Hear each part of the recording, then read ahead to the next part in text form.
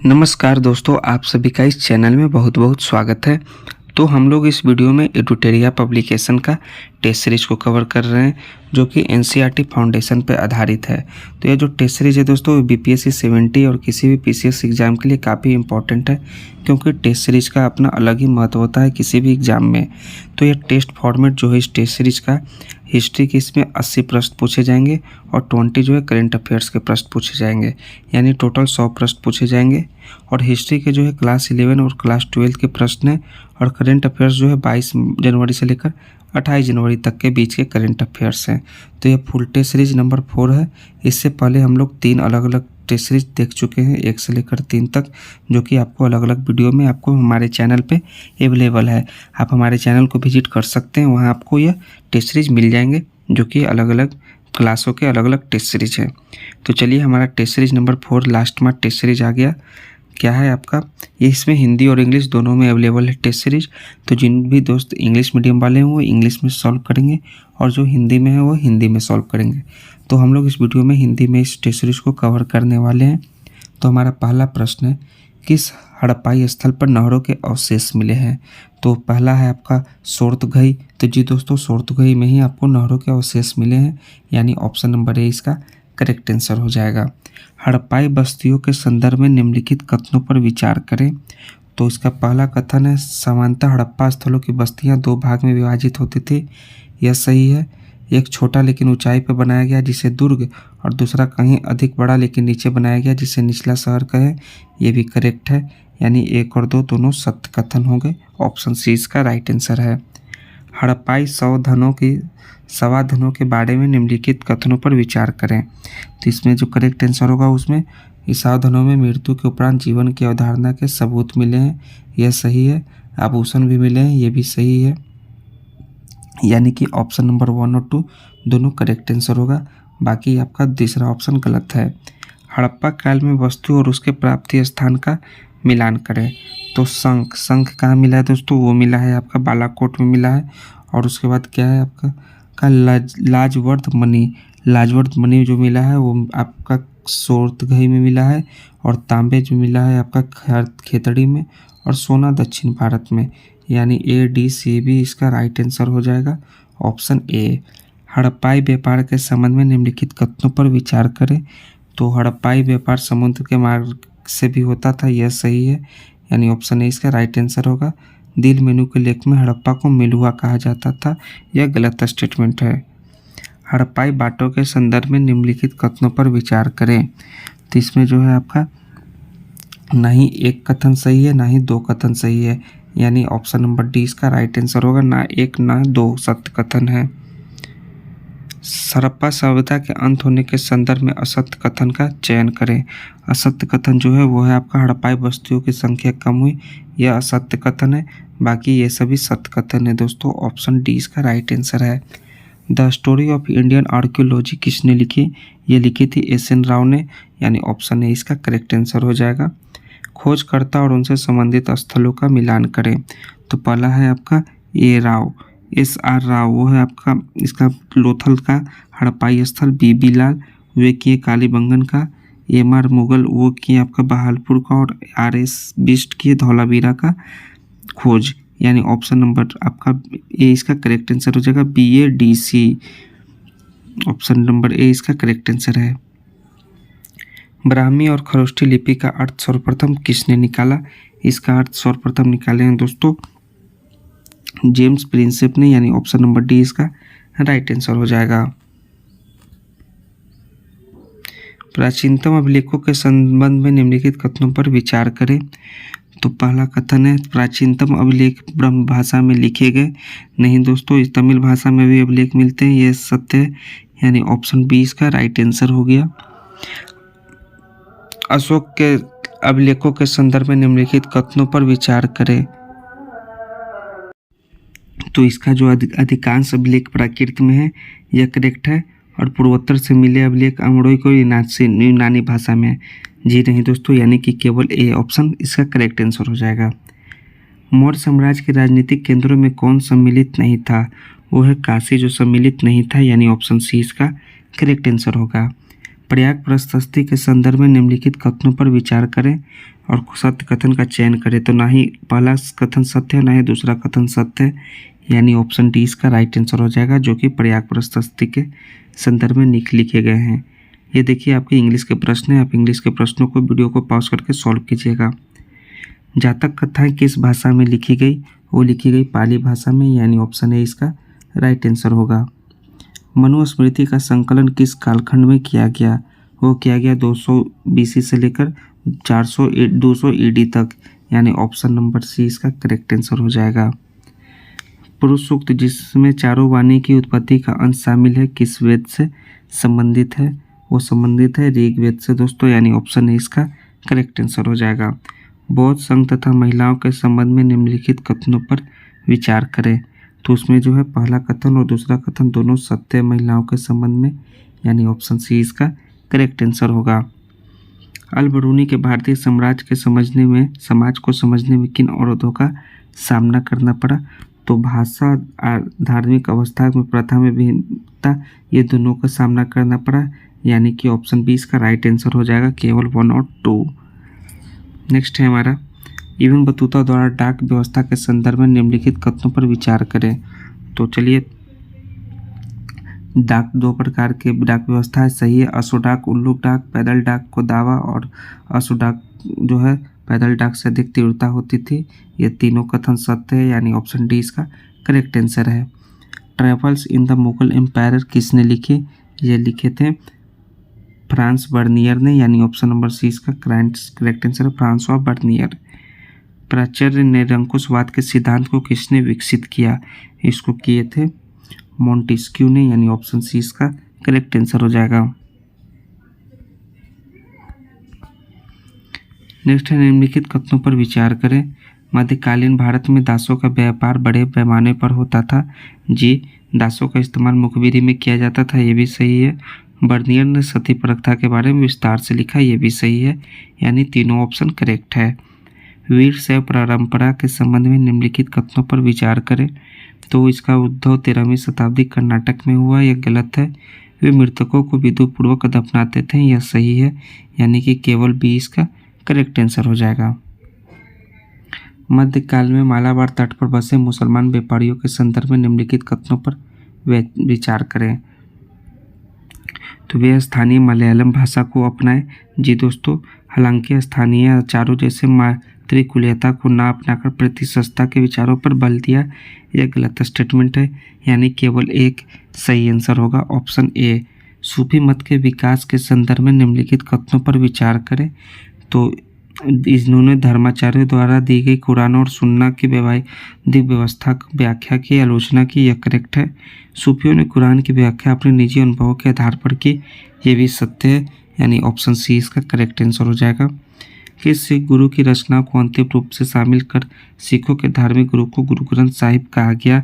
वह गुरु तेग बहादुर, यानी option C इसका करेक्ट आंसर हो जाएगा। मीरा दास के गुरु कौन थे? रैदास थे, ऑप्शन ए इसका करेक्ट आंसर है। हम्पी के भग्नावशेष की खोज किसने की? इसको किए थे कॉलिन मैकेंजी ने, यानी ऑप्शन बी करेक्ट आंसर हो जाएगा। कृष्णदेवराय ने अपने मां के नाम पर किस नगर की स्थापना की? वह है नगलपुरम, ऑप्शन डी इसका राइट आंसर हो जाएगा।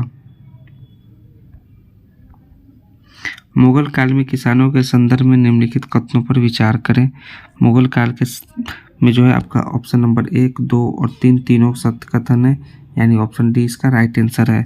मुगल कालीन ग्राम पंचायत के संदर्भ में निम्नलिखित कथनों पर विचार करें। ग्राम पंचायत के संदर्भ में उसमें जो है पहला कथन और दूसरा कथन दोनों सही है। विभिन्न जातियों के लोग होते थे और एक ग्राम कोष होता था, यानी ऑप्शन सी इसका राइट आंसर हो जाएगा। असम में पायक कौन थे? असम में पायक थे जमीन के बदले सैनिक सेवा देने वाले, यानी ऑप्शन ए इसका करेक्ट आंसर होगा। नेक्स्ट, मुगल कालीन राजस्व कर के संबंध में निम्नलिखित कथनों पर विचार करें। तो कर के लिए निर्धारित रकम को जमा कहा जाता था, यह सत्य है। नेक्स्ट है आपका अमीर गुलजार राजस्व कर वसूलने का कार्य करता था, यह भी सत्य है। खेतिया नकद भुगतान द्वारा ही अदा कर सकता था, यह गलत ऑप्शन है, यानी कि केवल 1 और 2 दोनों सत्य होंगे।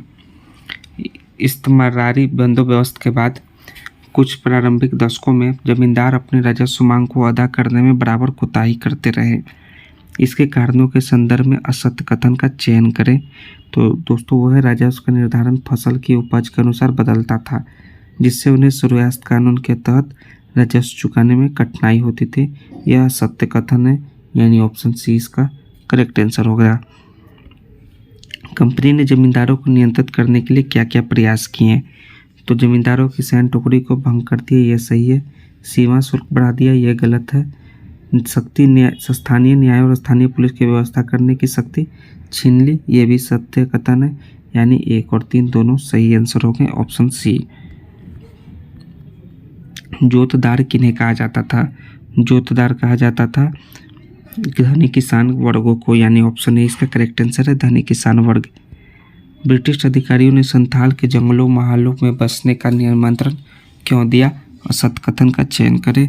वो है संथाल अंग्रेजों के लिए वन संपदा सुरक्षित रखने हेतु खेती कर सकते थे, यह इसका कारण है, यानी ऑप्शन डी इसका राइट आंसर हो जाएगा। राजमहल की तलहटी में किस वर्ष एक काफ़ी बड़े इलाके को दामिन ई कोह के रूप में सीमांकित कर दिया गया? वो है 1832 ईस्वी में, यानी कि ऑप्शन नंबर बी इसका करेक्ट आंसर हो जाएगा, 1832 ईस्वी। नेक्स्ट है हमारा, पहाड़िया लोग खेती के अपने तरीके जो है झूम खेती को आगे सफलतापूर्वक क्यों नहीं चला सके? उसका कारण था राजमहल की पहाड़ियों पर बसने का कारण और सर्वाधिक उर्वरक जमीनें उनके लिए दुर्लभ हो जाने के कारण। ये दोनों कारण सत्य हैं। परिसीमन कानून के संबंध में निम्नलिखित कथनों पर विचार करें। तो इसका जो है अंग्रेजों ने 1859 में रैयतों को ऋणदाताओं के शोषण से बचाने के लिए पारित किया, यह सत्य है। और इसमें 3 वर्षों के लिए मान्य होंगे ऋण पत्र, ये भी सत्य है, यानी ऑप्शन सी इसका राइट आंसर हो जाएगा। दक्कन दंगा रिपोर्ट किस वर्ष ब्रिटिश पार्लियामेंट में पेश की गई? वो किया गया 1878 ईस्वी में, यानी ऑप्शन नंबर सी इसका करेक्ट आंसर है, 1878। 1857 की क्रांति के समय छोटा नागपुर स्थित सिंहभूम में कोल आदिवासी का नेतृत्व किसने किया? इसका नेतृत्व गोनू ने किया, यानी ऑप्शन नंबर ए इसका करेक्ट आंसर है, गोनू। नेक्स्ट है,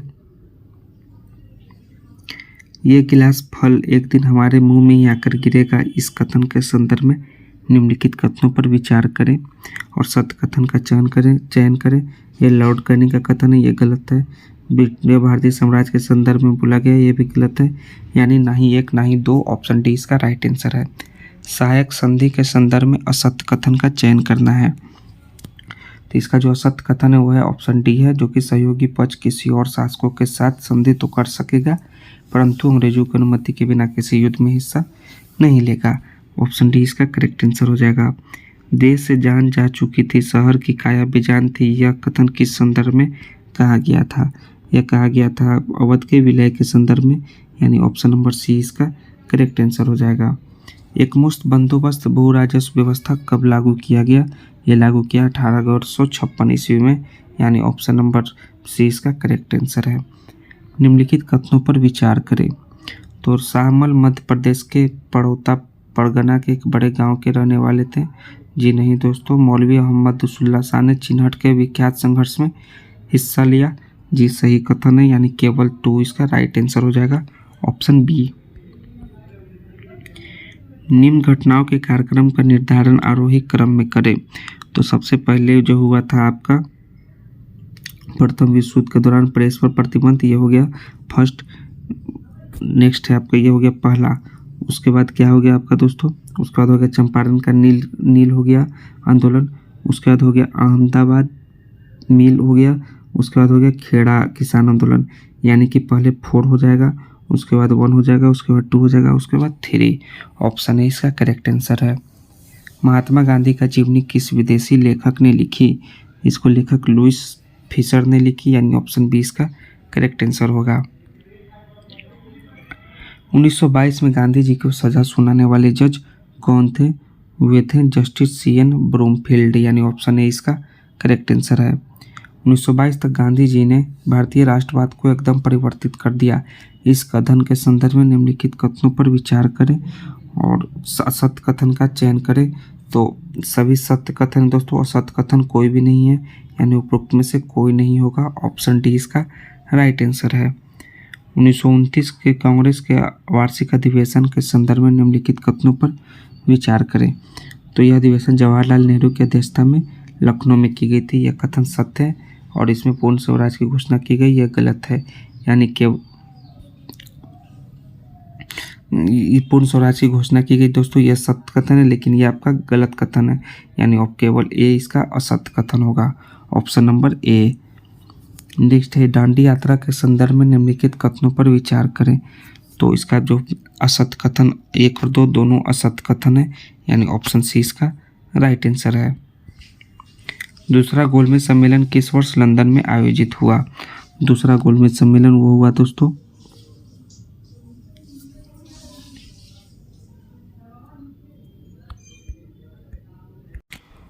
दूसरा गोलमेज सम्मेलन 1931 ईस्वी में, इसका करेक्ट आंसर हो जाएगा।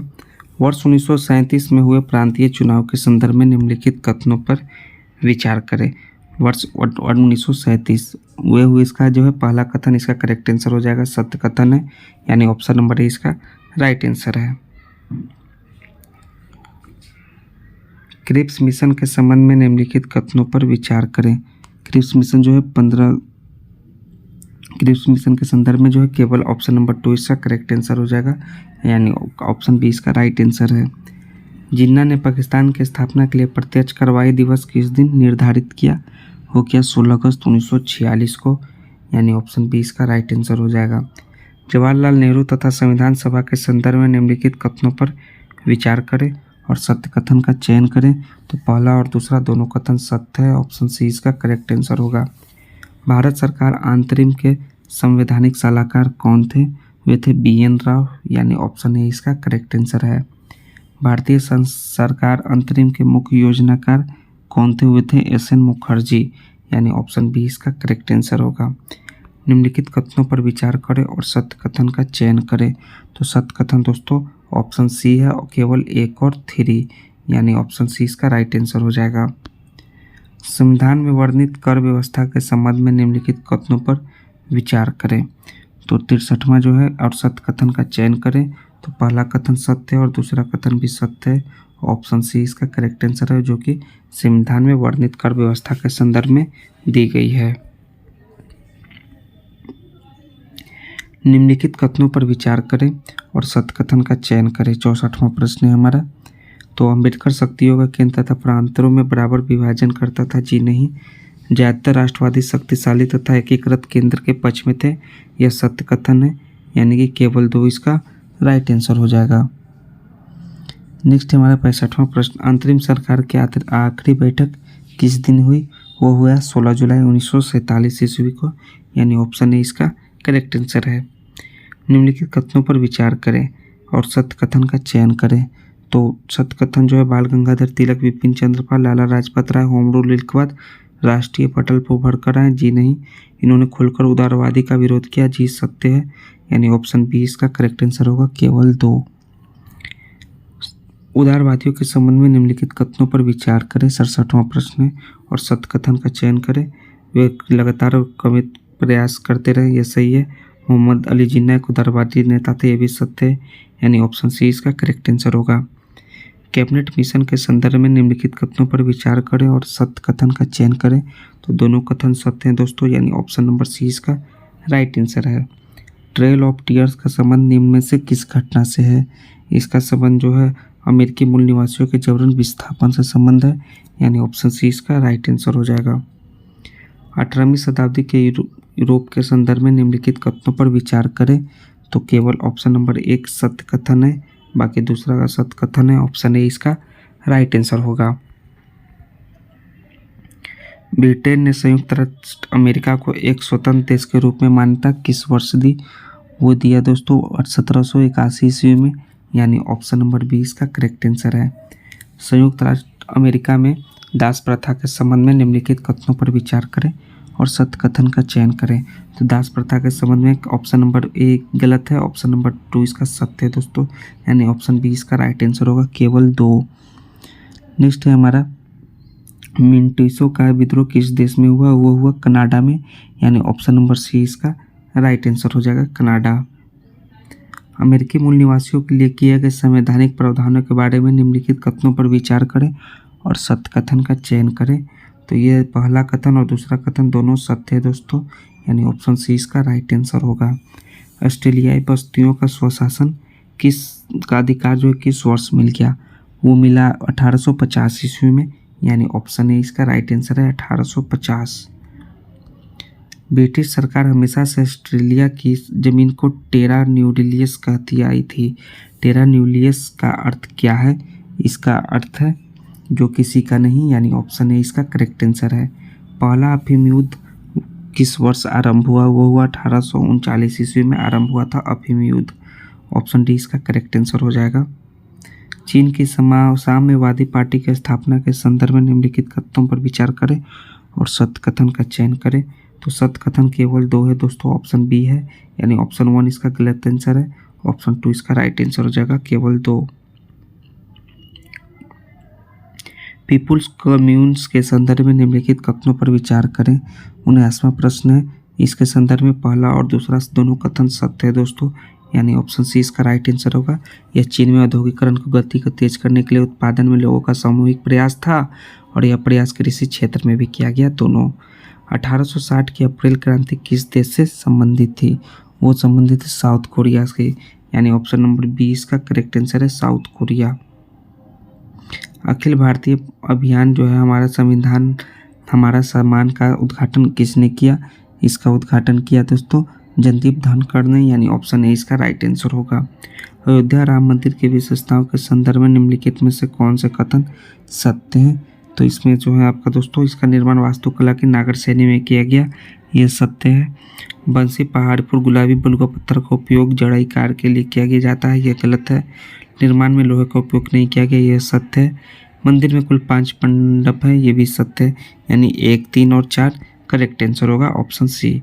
निम्नलिखित में से किस 2 महत्वपूर्ण जल निकायों पर फ्रांस की तट रेखाएं हैं? इन 2 में से वो है दोस्तों अटलांटिक महासागर और भूमध्य सागर में, यानी ऑप्शन ए इसका करेक्ट आंसर हो जाएगा। नेक्स्ट, निम्नलिखित कथनों पर विचार करें और उपरोक्त में से कौन से कथन सत्य हैं? पहला कथन, दूसरा कथन और तीसरा कथन। 84 प्रश्न का दोस्तों, तो इसमें जो है दूसरा और तीसरा प्रश्न सत्य है दोस्तों और पहला प्रश्न गलत है, यानी कि केवल बी इसका राइट आंसर है, केवल 2 और 3। नेक्स्ट है हमारा एंड टू एंड क्रिप्शन E2E के संदर्भ में निम्नलिखित कथनों पर विचार करें। तो उसके संदर्भ में कौन सा कथन सत्य है? पहला कथन और दूसरा कथन सत्य है।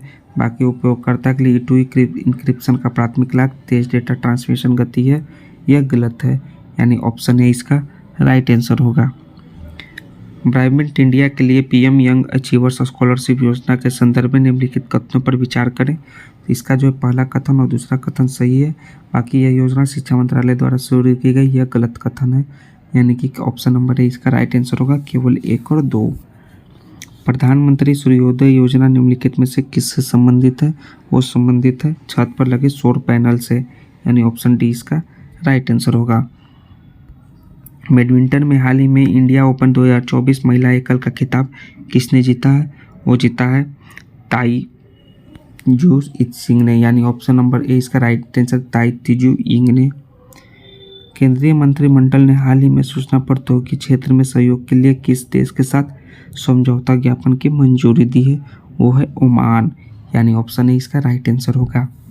निम्नलिखित में से किसे जननायक के नाम से जाना जाता है? जननायक कर्पूरी ठाकुर के नाम कर्पूरी ठाकुर जो है जननायक के नाम से जाने जाते हैं। भारत रत्न पुरस्कार के संदर्भ में निम्नलिखित कथनों पर विचार करें। ये जो है आपका 91वां प्रश्न है। इसमें जो है आपका पहला दूसरा और चौथा जो है सत्य कथन है। बाकी आपका तीसरा जो है 5 लाख रुपए का आर्थिक अनुदान दिया जाता है, यह असत्य कथन है, यानी 1, 2 और 4 ऑप्शन सी इसका राइट आंसर हो जाएगा। नेक्स्ट है हमारा 92वां प्रश्न, जल जीवन मिशन के संदर्भ में निम्नलिखित कथनों पर विचार करें। JJM के संदर्भ में जो है आपका ऑप्शन नंबर 1 और 3 सत्य है। बाकी सभी ग्रामीण समुदायों के लिए केंद्रीकृत जल उपसार संयंत्र स्थापित करना भी यह गलत है जल जीवन मिशन में, यानी कि 1 और 3 इसका करेक्ट आंसर है, ऑप्शन सी। ऑस्ट्रेलियन ओपन 2024 पुरुष एकल का खिताब किसने जीता? इसका खिताब जो था जैनिक सीनर ने, यानी ऑप्शन नंबर 20 का करेक्ट आंसर है। डिजाइन लिंक्ड इंसेंटिव योजना के संदर्भ में निम्नलिखित में से कौन सा सही है? वो है दोस्तों केवल ऑप्शन नंबर 1 सही है, बाकी 2 और 3 दोनों गलत है, यानी ऑप्शन बी इसका राइट आंसर है। राम मंदिर अयोध्या के निर्माण के मुख्य वास्तुकार कौन है? वो है दोस्तों ऑप्शन नंबर बी चंद्रकार संपूरा, right answer option number B इसका करेक्ट आंसर है। भारत अंतर्राष्ट्रीय विज्ञान महोत्सव किस राज्य में आयोजित किया गया? वो किया गया हरियाणा में, यानी ऑप्शन डी इसका करेक्ट आंसर हो जाएगा। संयुक्त राष्ट्र महासभा के 78वें सत्र के अध्यक्ष कौन है जो इस समय भारत के दौरे पर हैं? वो है दोस्तों डेनिस फ्रांसिस, यानी ऑप्शन नंबर 20 का करेक्ट आंसर है। सुरक्षा बल बीएसएफ के संदर्भ में निम्नलिखित कथनों पर विचार कर। बीएसएफ के संदर्भ में इसका एक कार्य आतंकवाद विरोधी चलाना है। जी दोस्तों, यह चीन और नेपाल के साथ भारत की सीमाओं की रक्षा करता है। जी नहीं, यह भारत के सीआरपीएफ में से एक है। जी सही है, यानी 1 और 3 दोनों सही होगा, 2 गलत होगा, यानी ऑप्शन सी इसका करेक्ट आंसर है। नेक्स्ट है हमारा संस्थागत श्रेणी में सुभाष चंद्र बोस आपदा प्रबंधन पुरस्कार 2024 से किसे सम्मानित किया गया? वो है 60 पैराशूट फील्ड हॉस्पिटल यूपी को। निम्नलिखित कथनों पर विचार करें और सत्य कथन को चयन करें। तो हेपेटाइटिस एक मुख्य रूप से आदान के माध्यम से फैलता है। जी गलत, बाकी ये दोनों सत्य कथन है, यानी ऑप्शन नंबर 2 और 3 सत्य कथन होंगे। ऑप्शन बी इसका राइट आंसर हो जाएगा। तो दोस्तों हम लोग पूरे 100 प्रश्न देखें, जो कि 80 प्रश्न आपके हिस्ट्री के थे और 20 प्रश्न करंट अफेयर्स के थे। तो अगर आपको यह वीडियो अच्छा लगा हो तो प्लीज़ दोस्तों चैनल को सब्सक्राइब करें और दोस्तों के बीच शेयर करें। जय हिंद दोस्तों, थैंक्स दोस्तों।